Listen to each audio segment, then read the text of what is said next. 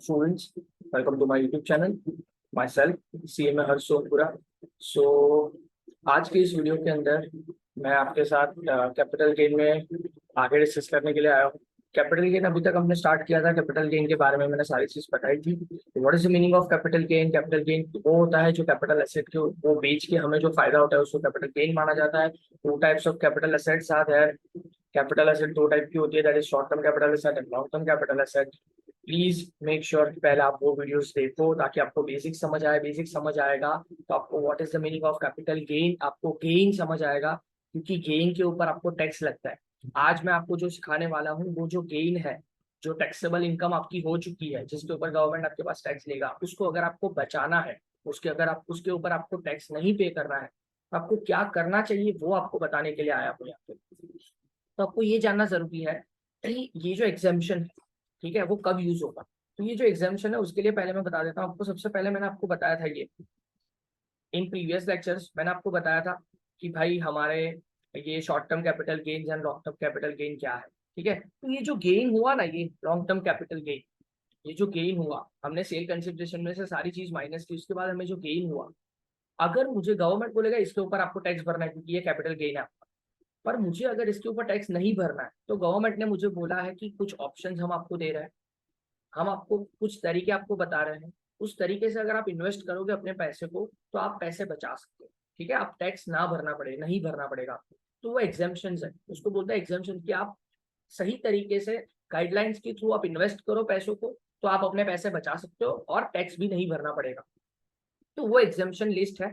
देखो, थियोरेटिकली भी आपको काम आएगा. ये एक ही पेज है, इतना छोटा सा एक पेज है. अगर आपने ये अच्छे से रट लिया तो आप थियोरी में भी अच्छे स्कोर कर सकते हो, मैं गारंटी देता हूँ. ठीक है, तो मीनिंग क्या है मैं बता दूं. एक एक चीज का मीनिंग क्या है, सिर्फ आपको मीनिंग याद रखना है. पूरा रटना, रटना इन द सेंस समझ के रटना पड़ेगा. सिर्फ रट के जाओगे तो भी नहीं चलेगा, क्योंकि अप्लाई भी करना है. देखो, एग्जाम्पशन है, ये इंपॉर्टेंट वाले ये एग्जाम्पशन है जो आपको काम आएंगे. एग्जाम्पशन इन द सेंस, अभी भी मैंने आपको बताया कि जो कैपिटल गेन हो चुका उसके बाद उसको बचाने के लिए क्या करना है, उसको बोलते हैं एग्जाम्पशन. तो कौन से एग्जाम्पशन है? सबसे पहले सेक्शन 54. सेक्शन 54 को याद रखने के लिए ऐसा याद रख लो, आरएचपी के सामने आरएचपी. क्या? आरएचपी के सामने आरएचपी, इसका मतलब क्या? अगर रेसिडेंशियल हाउस प्रॉपर्टी आपने बेची है, उसके सामने रेसिडेंशियल हाउस प्रॉपर्टी परचेस कर ली, तो उसके ऊपर जो गेन हुआ है ना, वो आपका एग्जाम्प्ट हो जाएगा. It is that simple. ठीक है, मतलब सपोज क्या है, सपोज आपको कैपिटल गेन हुआ. देखो उन्होंने क्या लिखा है, capital gain on sale of residential property and use for residential purpose. मतलब क्या? आपके पास ऑलरेडी एक घर था, उसको बेचा. लॉन्ग टर्म था, हाँ long term. It has to be long term capital gain, short term capital gain नहीं. आपके पास कोई रेसिडेंशियल हाउस प्रॉपर्टी थी, लॉन्ग टर्म से आपके पास थी, वो कैपिटल एसेट मतलब 2 साल से ज्यादा, क्योंकि लैंड एंड बिल्डिंग के लिए 2 साल उन्होंने बोला हुआ कि 2 साल से ज्यादा अगर लैंड एंड बिल्डिंग आपके पास होगा तो it would be considered as long term capital asset. तो अगर वो 2 साल से ज्यादा आपके पास थी, फिर आपने बेचा, उसके ऊपर अगर कैपिटल गेन हो गया ना, तो उस वो जो कैपिटल गेन है उसके पैसों से आपने यूज करके एक दूसरा रेसिडेंशियल हाउस प्रॉपर्टी परचेस कर लिया, तो वो पैसा आपका एग्जाम्प्ट हो जाएगा. वो चीज उन्होंने बोली है अंडर सेक्शन 54. अब कैसे कैसे एग्जाम्प्ट होगा वो आपको बताता हूँ. किसके लिए ये सेक्शन अवेलेबल है? Individual and HUF. Individual and HUF के लिए अवेलेबल है ये सेक्शन 54 का. बेनिफिट कौन ले सकता है? Individual and HUF. मतलब कंपनी अगर इस चीज का बेनिफिट लेना चाहे तो नहीं ले सकते. इंडिविजुअल कोई होना चाहिए या तो एचयूएफ, हिंदू अनडिवाइडेड फैमिली होना चाहिए, तो ही ये चीज का बेनिफिट ले सकते हैं. कंपनी इस चीज का बेनिफिट नहीं ले सकते. तो इंडिविजुअल एंड एचयूएफ ही ये चीज का बेनिफिट ले सकते हैं. फिर घर के सामने घर होना चाहिए, लॉन्ग टर्म कैपिटल गेन होना चाहिए. तीन चीज याद रखनी है सेक्शन 54 के लिए. आपको तीन चीज याद रखनी है. क्या? कि लॉन्ग टर्म कैपिटल गेन होना चाहिए, इंडिविजुअल एंड एचयूएफ इसका बेनिफिट ले सकते हैं, एंड रेसिडेंशियल हाउस प्रॉपर्टी के साथ को सेल करके जो पैसा बचा, गेन हुआ, उसका यूज आप किसके लिए करोगे? रेसिडेंशियल हाउस प्रॉपर्टी परचेस करने के लिए करोगे. ये तीन चीज अगर इकट्ठा हो गई तो आपको बेनिफिट मिलेगा. वो जो गेन है उसके अंदर से आपको माइनस मिल जाएगा वो पैसा. कैसे माइनस मिलेगा वो बताता हूँ. Time limit.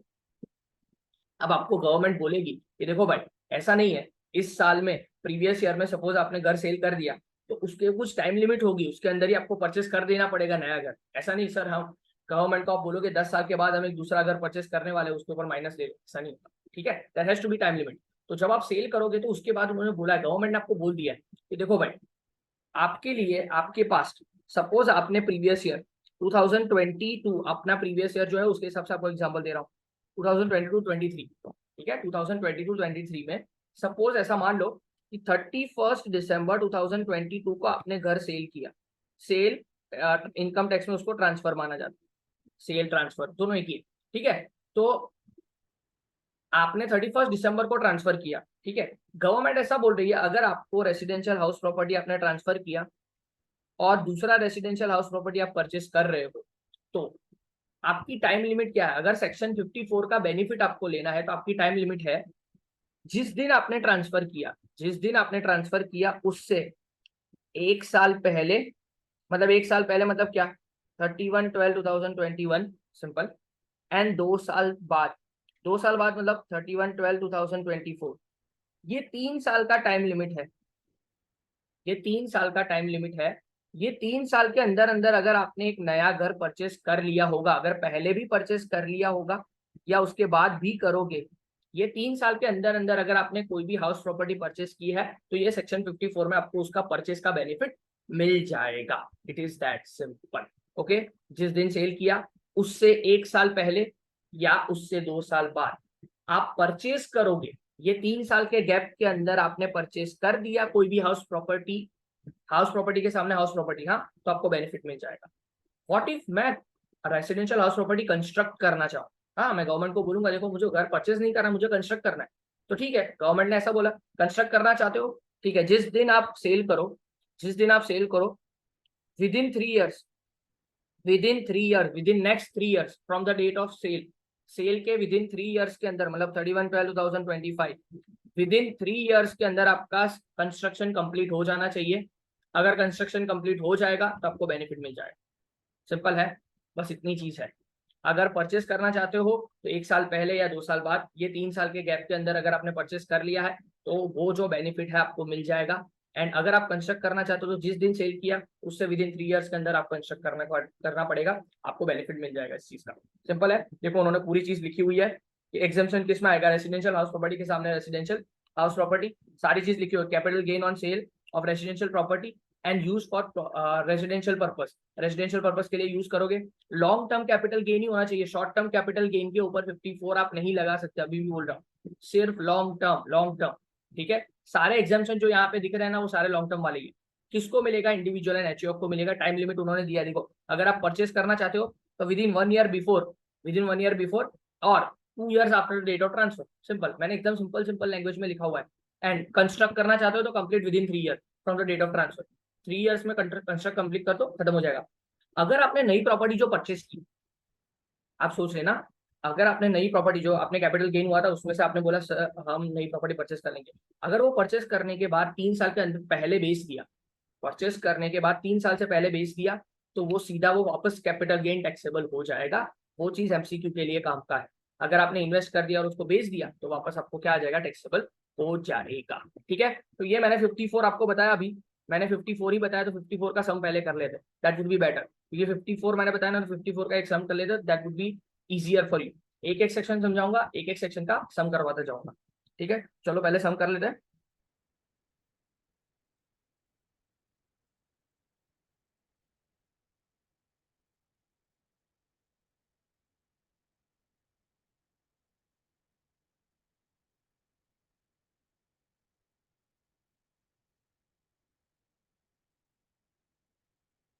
तो इट इज विजिबल, सम्स कर लेते हैं हम। 54 वाला पहले जो मैंने बताया उसका सम कर लेते हैं, बहुत ही इजी इजी सम्स है।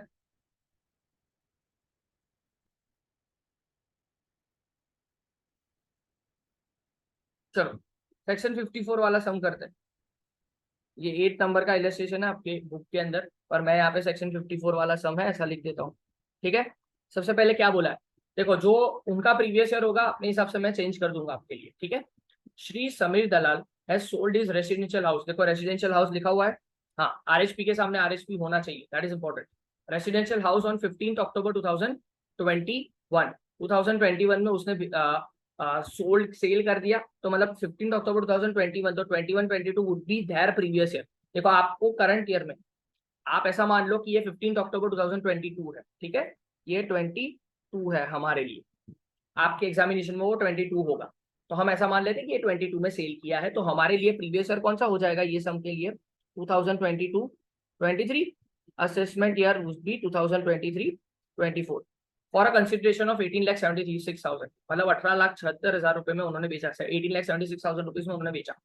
He had bought this house in 1989 at rupees 2 lakh, 2 lakh रुपए में उन्होंने ये हाउस बाई किया था 1989 के अंदर, ठीक है।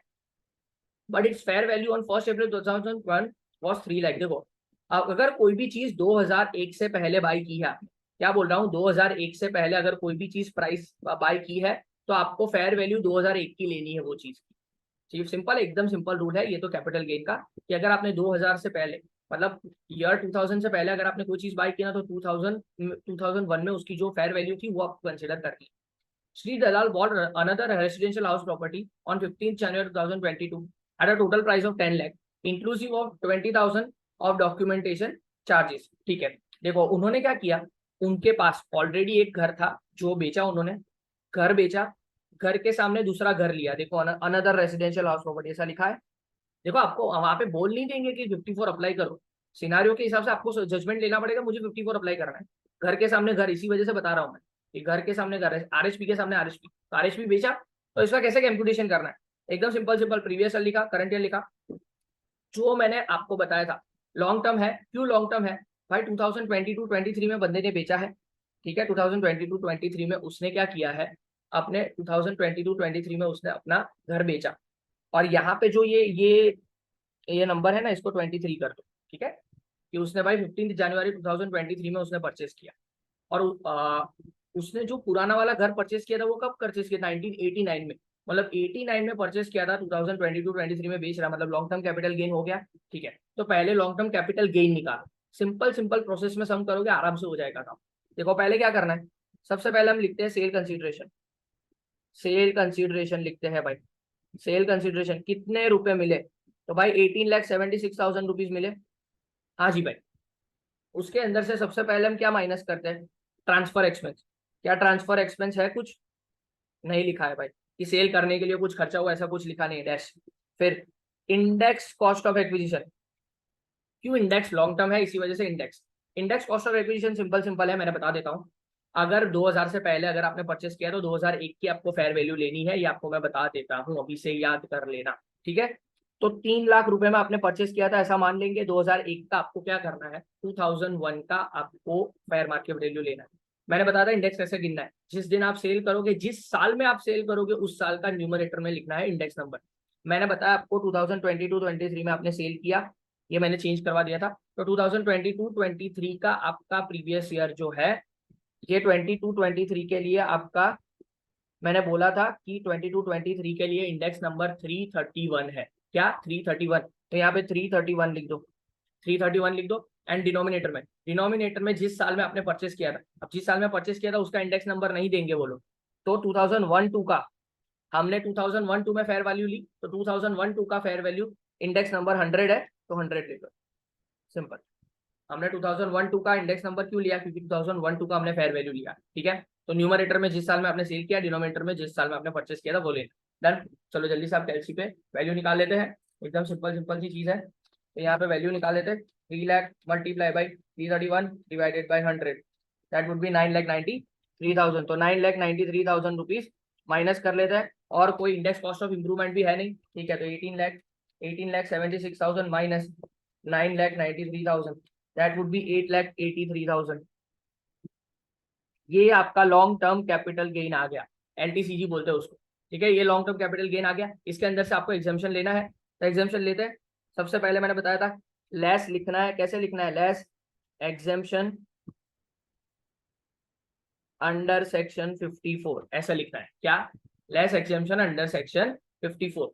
अब आपका रूल क्या बोलता है, अगर घर के सामने घर परचेज किया है आपने, तो 2 साल के अंदर, with in 2 years, before 1 year and 2 years after, simple है। तो किस दिन आपने सेल किया भाई, 15 अक्टूबर 2022 को, तो यहाँ पे बताता हूँ 15 अक्टूबर मतलब क्या, 15 अक्टूबर 2022 में आपने सेल किया, ठीक है। तो इससे 1 साल पहले, मतलब 15 अक्टूबर 2021 से लेके 2 साल बाद 15 अक्टूबर 2024 तक आप परचेज सेल कर सकते हो।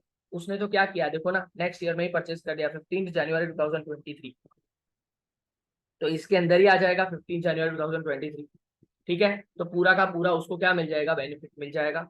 हाँ, अब यहाँ पे उनका आंसर अलग है, क्यों? क्योंकि उन्होंने इंडेक्स नंबर अलग लिया है। अभी भी बोल रहा हूँ मेरा आंसर सही है, क्यों? क्योंकि अभी करंटली जो इंडेक्स नंबर आपको आएगा उसके हिसाब से मैंने आपको करवा रहा हूँ, तो एग्जामिनेशन में मैंने जो करेक्ट किया है वही करना।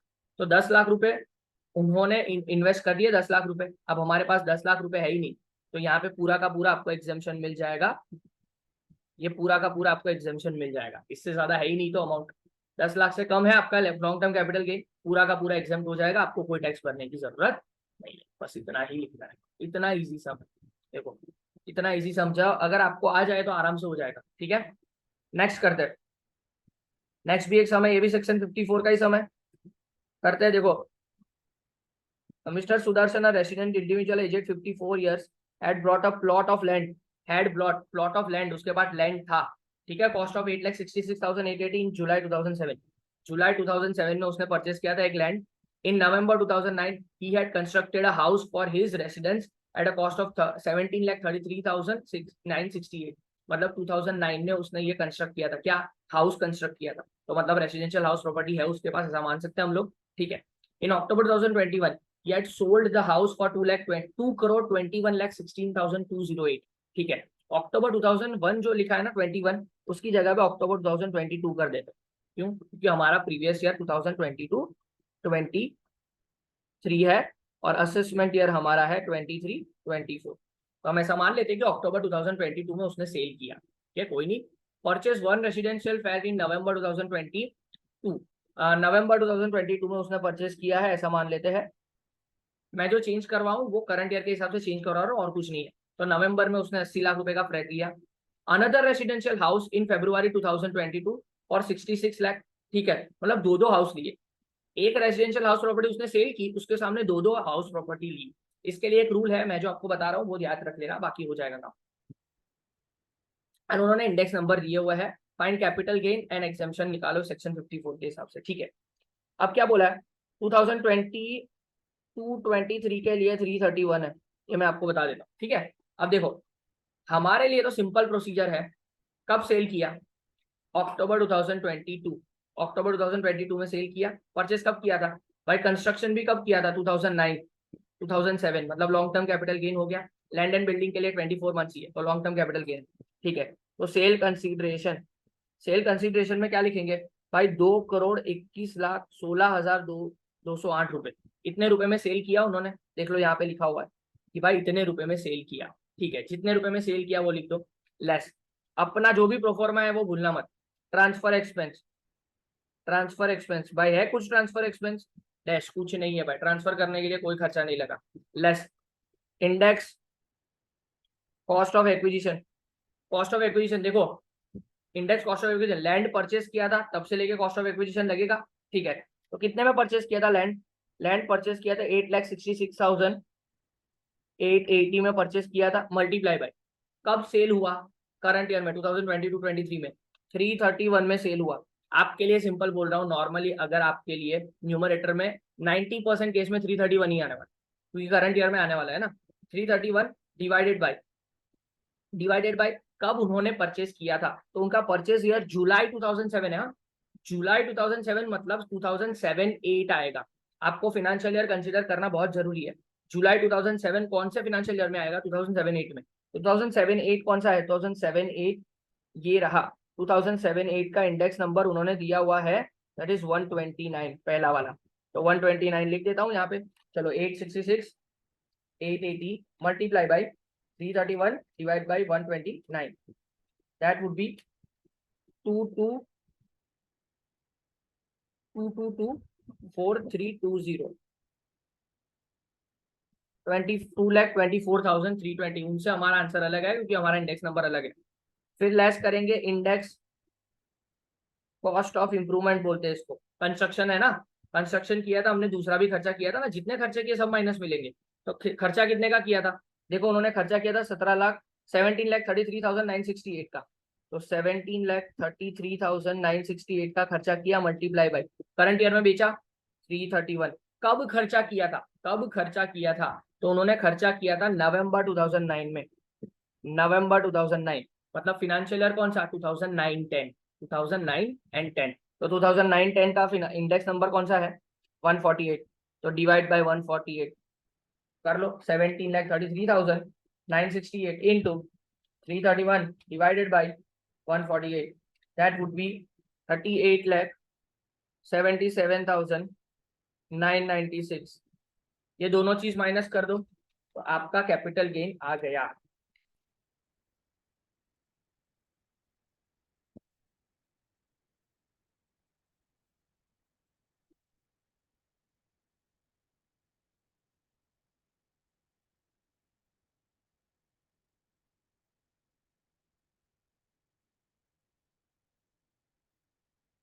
ये आपका 1,60,13,892, this would be your long term capital gain.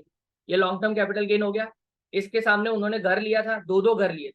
अब एक चीज याद रखना, अगर आपका लॉन्ग टर्म कैपिटल गेन, अगर आप सेक्शन 54 का बेनिफिट ले रहे हो, जो भी मैं बोलूँ वो ध्यान से सुनना, अगर आप सेक्शन 54 का बेनिफिट ले रहे हो और अगर आपका long term capital gain 2 crore रुपए या उससे कम है, 2 करोड़ रुपए से एक्सीड नहीं कर रहा है, ठीक है, 2 करोड़ रुपए तक है आपका लॉन्ग टर्म कैपिटल गेन, तो 2 घर का बेनिफिट आप ले सकते हो। सिंपल है, 2 घर का बेनिफिट आप ले सकते हो। ये थियोरेटिकल क्वेश्चन भी आ सकता है कि अगर आपका long term capital gain residential house property को सेल करते हुए 2 करोड़ से ज्यादा नहीं है, तो फिर नॉर्मली 54 में आपको एक ही घर का एग्जेम्पशन मिलता है। लेकिन अगर आपका कैपिटल गेन 2 करोड़ से ऊपर नहीं जा रहा, 2 करोड़ से ऊपर नहीं जा रहा, मतलब 2 करोड़ तक है, जो यहाँ पे है 2 करोड़ से कम ही है ना, 2 करोड़ तक है, तो आपको 2 घर का भी बेनिफिट मिल सकता है। 2 घर परचेस के तो दोनों घर का एग्जेम्पशन मिल जाएगा, ठीक है। तो अब वो दोनों घर उन्होंने परचेस कब किए हैं वो देख लेते हैं। तो देखो उन्होंने परचेस कौन से कब कब किए। एक रेसिडेंशियल हाउस प्रॉपर्टी उन्होंने नवंबर 2022 में ही परचेस की, अरे करंट ईयर में ही परचेस कर ली, ठीक है, तो मिल जाएगा उसका बेनिफिट, 2 साल के अंदर ही परचेस कर ली। दूसरा फ्लैट भी उन्होंने फरवरी 2022 में 23 बोल देते हैं इसको, फरवरी 2023 में परचेस कर लिया, वो तो 6 महीने में परचेस कर लिया, दोनों का आपका एग्जेम्पशन मिल जाएगा। ट्रांसफर करने से 2 साल तक या ट्रांसफर करने से 1 साल पहले, वो 2 साल में बीच में हो यार, काम खत्म। तो लेस एग्जेम्पशन अंडर सेक्शन 54 लिख देने का, क्या, cost of residential flat, 2 flat लिए ना, ठीक है, एग्जाम्पशन यहाँ पे ब्रैकेट में भी लिख सकते हो, कोई फर्क नहीं पड़ता, डायरेक्टली कर सकते हो। जितने रुपए का इन्वेस्टमेंट किया, कितना, 80 लाख रुपए का प्लस 66 लाख रुपए का, तो दोनों का एग्जाम्पशन आपने प्लस कर देना है।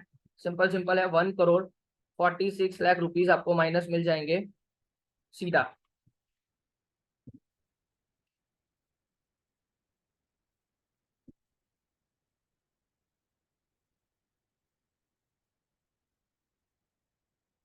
ये आपका आ जाएगा टैक्सेबल कैपिटल गेन, ये आपका कैपिटल गेन आ जाएगा। देखो रूल याद करो और एक नॉर्मल सा लॉजिक अपने दिमाग में रखो, आराम से आ जाएगा, कुछ है ही नहीं, कुछ नहीं है इसके अंदर, नॉर्मल सा लॉजिक एंड रूल, सिंपल, ठीक है। आई होप सो आपको ये वीडियो मेरा पसंद आया होगा। सेक्शन 54 पूरा एक्सप्लेन कर चुका हूँ मैं। सेक्शन 54 आई गेस तो क्लैरिटी पूरी आ चुकी होनी चाहिए। जितनी बार चाहो उतनी बार वीडियोस देखना, ठीक है। ये थोड़े सेक्शन याद रखना जरूरी पड़ जाएगा, ठीक है, एमसीक्यू में काम आएगा, आपको सारी जगह पे आएगा, सम भी आ जाएगा तो भी काम आ जाएगा, ठीक है। Thank you so much, I hope you are liking my videos. अगर आपको वीडियो पसंद आए तो प्लीज अपने दोस्तों के साथ शेयर करिए, लाइक करें, सब्सक्राइब करिए। Thank you so much, we shall meet in the next lecture and I shall come up with section 54 easy. Okay, thank you so much.